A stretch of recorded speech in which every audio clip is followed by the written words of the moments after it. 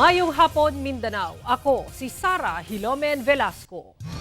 Wala pa igkita hangtod karon ang duha ka senior citizens nga natabunan og basura dihang mibigay ang parte sa likod nga bahin sa Davao City Sanitary Landfill kagahapon. Atong sayro ng detalye niini sa live report ni Argil Relator. Argil? Sara, nagpabiling missing ang duha ka mga senior citizens human nga nahugno ang parte sa likod nga bahin sa sanitary landfill dinhi sa Purok 8, Barangay New Carmen, Tugbok District, Davao City. Diin usasab ka residente ang namatay human nga natabunan sa nahugno nga mga basura. Samtang ang mga residente nga namuyo doon sa lugar, gilayon sila nga gipabakwit sa mga otoridad. Sim, ang ano mo sim, uy.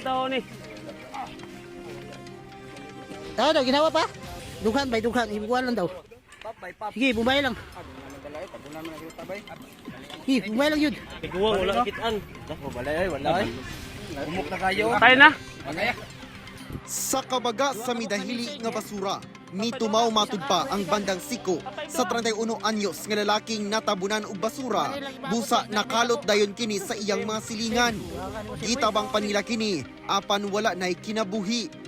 Alauna Miyerkules sa hapon, dihang kalit lang nga midahili ang parte sa likod nga bahin sa sanitary landfill sa Purok 8, Barangay New Carmen sa Tugbok District, Davao City.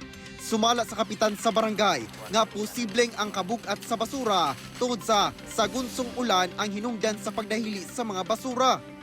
Katungod pila kadlaw magungulan, bugat ang basura. So ganina mo to niliyok po siya. Usa ang kumpirmadong patay, samtang duha ka senior citizens ang missing, human lakip sa natabunan. Nagduda ko sir, marag nadas to nga. Kay tuyok man, marag magililo.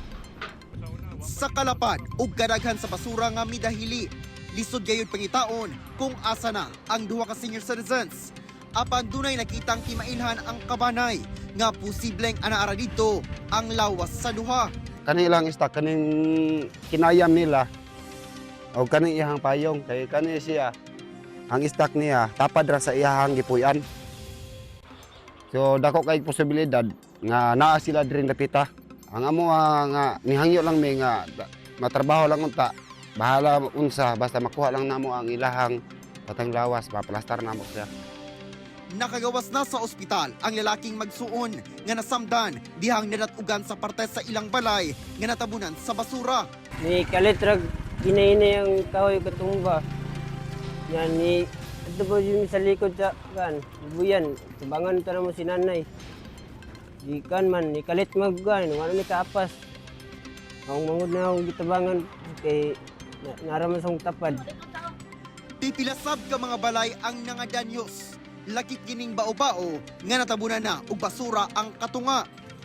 Alas 10 Huwebes sa buntag, gisubay na sa rescuers gikan sa CDRMO o BFP Special Rescue Force uban ang mga personahe sa DNR Environmental Management Bureau ang likod nga bahin sa landfill kung asa nahitabo ang pagdahili. Nagbalay-balay sab ang kapulisan aron pabakwito na ang mga residenteng namuyo dool sa landfill. Iyahay og karga sa ilang mga gamit ang mga residente. Kudo kigit kay problema ka ni migasa mo balhinan ni.